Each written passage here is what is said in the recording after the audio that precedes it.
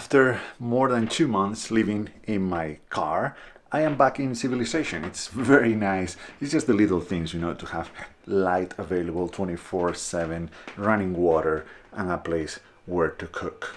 This also means that I get to do stuff that I haven't done for more than 2 months.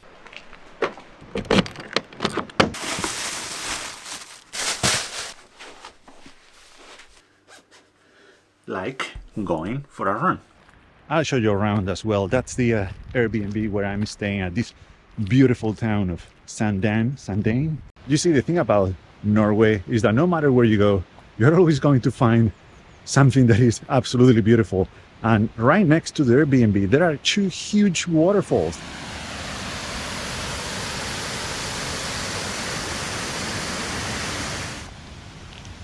Okay, I haven't done this in a while, so it's gonna be a very, very short run.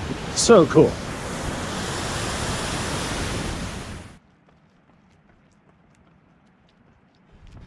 Fresh snow on the mountains. It's been raining non-stop for days now.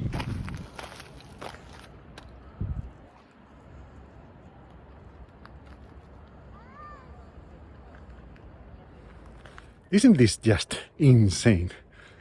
Look at that. Everywhere. Whoa. Whoa.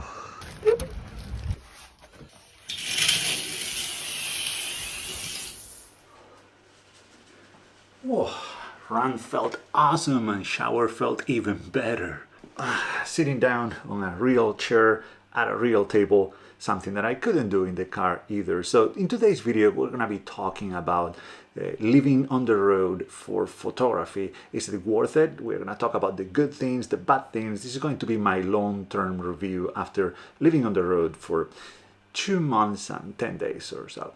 This morning's run felt so good. It had been a while. Health was definitely the first victim of this lifestyle, not just from living in the car, but from traveling in general. This year started very good. I was very serious into running, and I went to a few races, mostly 10Ks, but I ran a half marathon as well. I was in very good shape, but then I started traveling. I went to the US and then back, and not just that, but I was working at home on the book. By the way, I still have some copies available. It only ships to the US, but if you want to get a copy for you of my book 1, head down to the description where you'll find the link to my website. Traveling limits you a lot when it comes to exercising and eating healthy and stuff like that. It's not that I couldn't run while I was living in the car, it's that would require me to take a shower right after, unless I want to be disgusting and stinky for the whole day. And taking a shower is not very easy when you live in the car, unless you are staying in campgrounds or stuff like that, but that kind of defeats the purpose, because the good thing about living in the car is the freedom and flexibility that it gives you. If you have to stay at a fixed place, you lose that freedom. And I'm being serious when I say that this has taken a toll on my health. Look at my resting heart rate. It was 42 back in May, and now it's at 58. That's a huge difference. So even though this morning's run was a little bit of a struggle because it was harder than usual, it felt really good, and I'm glad that I get to do this again. It might sound unrelated to photography, but I find that the better I feel, the more energy I have, the better mood I'm in, the better images I can make, and think that taking care of yourself, it's very important.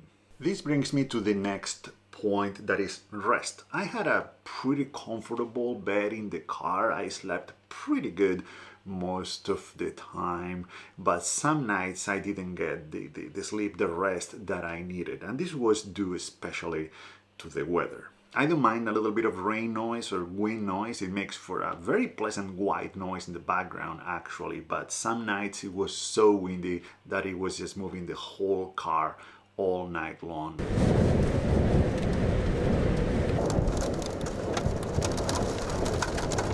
Also, sometimes I slept next to very busy roads, and the semi-trucks were so loud that, yeah, it didn't make for good rest either. But it was pretty great for the most part. The weather is what makes or breaks living in a car in my opinion. Not just about getting proper rest at night, but also about how you spend the rest of the day. On rainy days, I'd spend most of the 24 hours inside of the car, and that gets very tiring very quickly. On top of that, add the very long nights that we are having right now, and yeah, that's why I'm here. All right, I needed that too. Because even if I don't leave the house in the whole day, I still get to do things and move around. And I can actually get some work done. You see, being a photographer is much more than just going on trips and taking photographs. There is this romanticized view of the photographer who does nothing but just traveling to beautiful locations and taking photos, and that's it, they are done. But reality, at least for me, for a team of one, is very, very different. There is actually more work to be done in front of a computer than behind a camera, especially for someone like me who makes videos as well.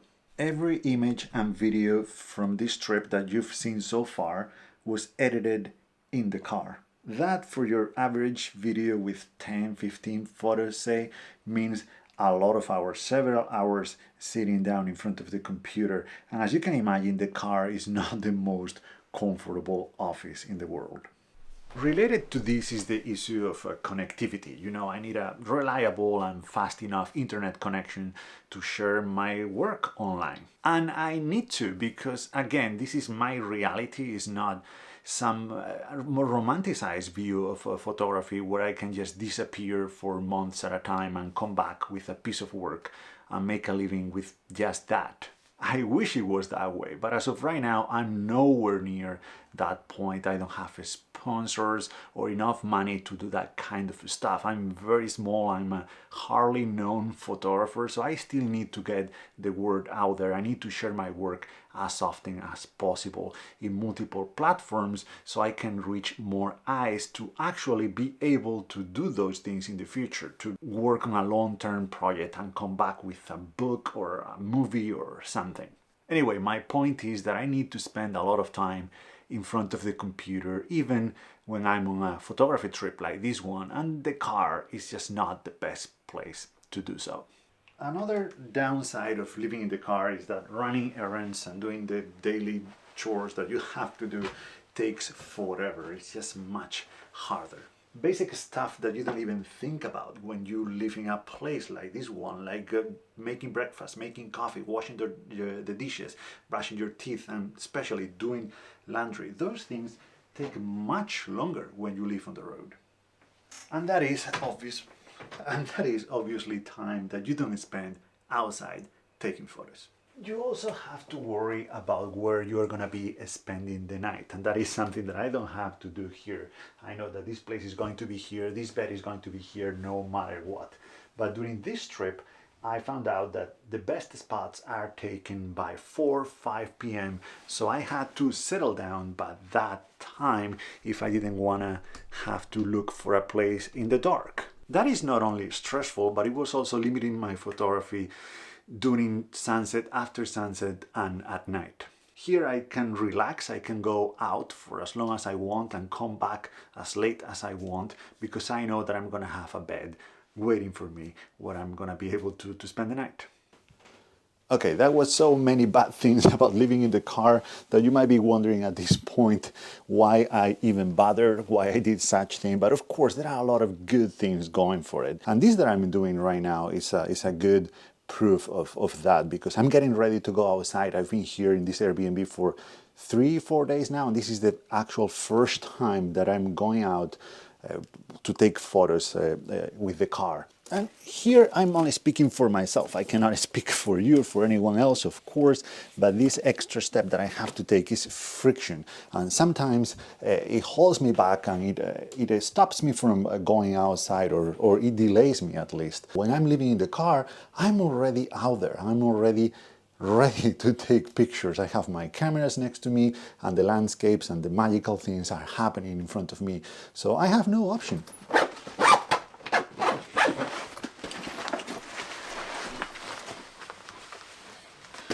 Just a few things. All right. And I totally understand if this sounds silly to you. This might not be a problem for you, but it is for me.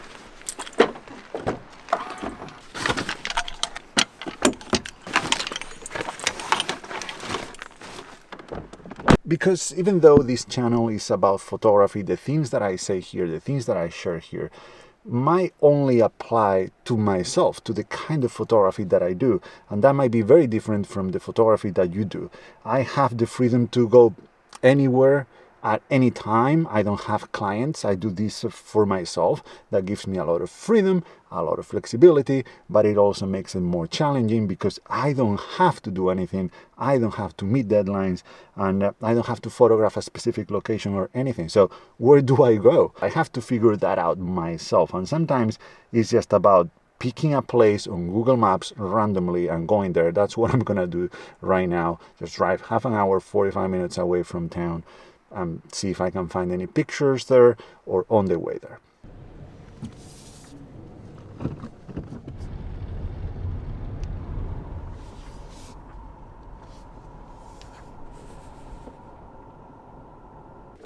Just found this random church on the side of the road, so I'm gonna take a photo because the backdrop is pretty nice. There is a lot of snow on the mountains.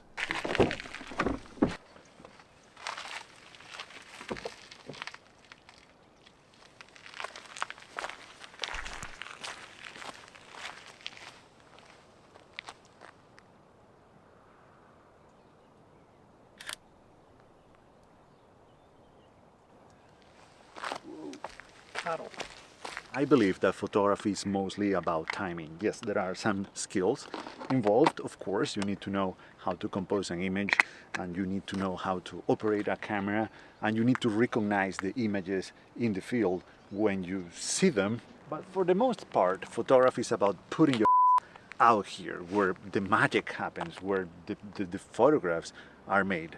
It is actually very simple. The more time we spend outside, the higher the chances that we are going to run into something incredibly beautiful or magical. In outdoor photography, it's pretty much impossible to predict some conditions or when the magic is going to happen. So being outside more time for longer time is the only thing that we can do. It's the only thing we can control, and that's what I loved about living in the car for the last 2+ months, because I ran into some magical moments that I couldn't have if I were in an Airbnb like I'm right now. I didn't run into any magical moments for the last 3 or 4 days because I didn't leave. I didn't get in the car to go somewhere. Honestly, if there is one lesson I've learned over the years about photography, this is the one.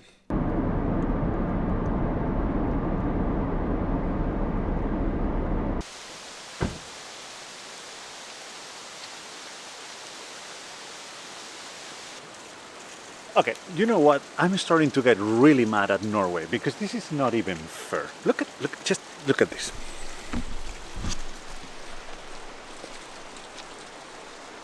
And this is just a random place that I chose on the map. Not fair at all. I kind of like the diagonal line that little waterfall creates in the frame. Kind of cool. Anyway, going back to living in the car, I know what you are thinking. You don't need to move into the car to actually spend more time outside. You just have to push yourself a little bit harder or motivate yourself in any way to just spend more time outside. That is a very good point. So let's move on to one that you cannot achieve if you're not living in the car. One of the great things that I get from sharing my work online here on YouTube or other platforms or my blog is that I get to connect with a lot of people from all over the world, and I connected with people from here, from Norway, and they give me recommendations, suggestions, ideas about places and locations to visit and to photograph. And this is just an example, but someone told me about a very cool church that I happened to drive by just a few days ago. It was a little bit too late. I completely missed it for whatever reason. So I checked, and it's 3 hours away from here. That, if I was living in the car, would be something totally doable. I would just drive there the 3 hours and then spend more time around the area, take more photos, and find a place to spend the night. But now, because I have the Airbnb, I have a fixed location, I have a headquarters, I have a base camp, and I have to move from there. So it's not a 3-hour drive. It is a 3-hour drive and then another 3-hour drive to come back. I'm not traveling one way anymore, I'm doing round trips. Even if you only stay 1 to 2 nights in every place, every hotel, Airbnb, whatever, and you keep moving all the time, you still have to plan all of that ahead of time. You don't want to leave that for the last minute because you might find yourself without a place to stay. So that takes from you the freedom and the flexibility of going with the flow, going with the conditions. When I was living in the car, I was free to move to whatever location I thought it was the best for the conditions that were happening. Living in the car means less commitment to being at a place at a certain time. You can be whatever you want at any given time.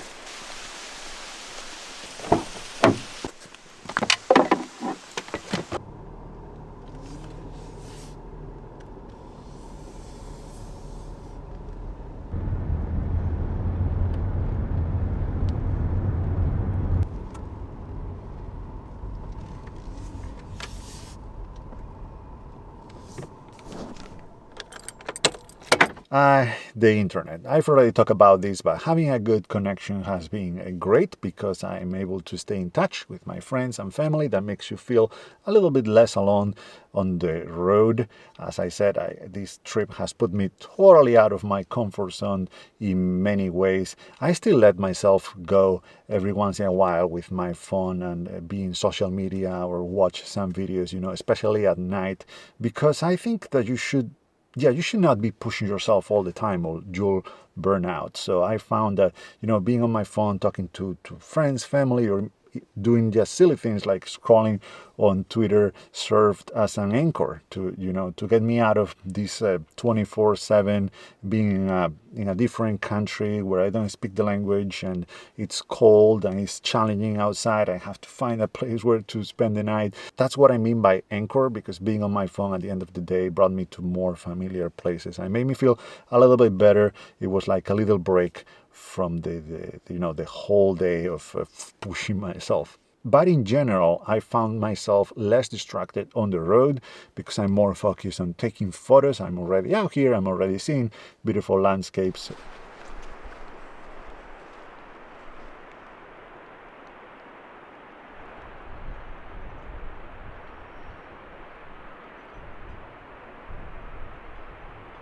Just in case it wasn't beautiful enough, there's a rainbow there. I tell you, this is absolutely not fair, not fair, not fair at all.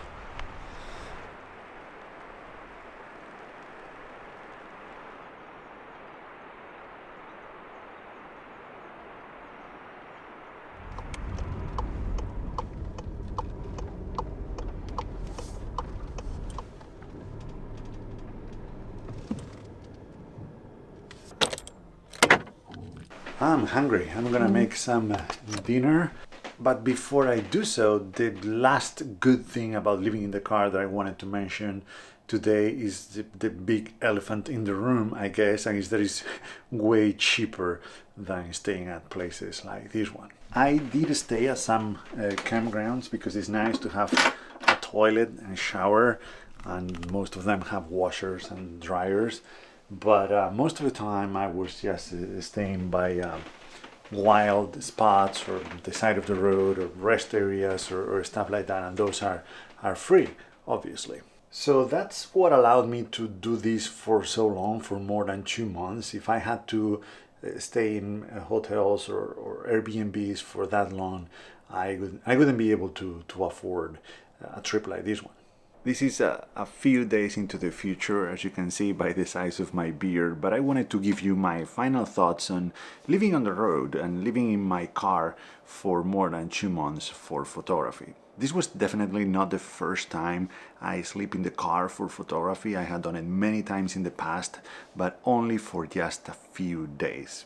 This time around I was ready for a much longer time out there on the road, and I was actually feeling pretty comfortable other than the very long, dark and cold nights. I think that 2 months is my limit, but who knows, maybe if I didn't have these such long nights. Maybe I could have stayed outside, out here for a little bit longer. Anyway, when it comes to photography, I think I made much better images traveling this way because, again, I was already outside and exposed to a lot of things that I would have not if I were to stay in hotels or Airbnbs. So again, it's very simple. The more time we spend outside, the more and better images we are going to make. So living on the road is great for that, of course.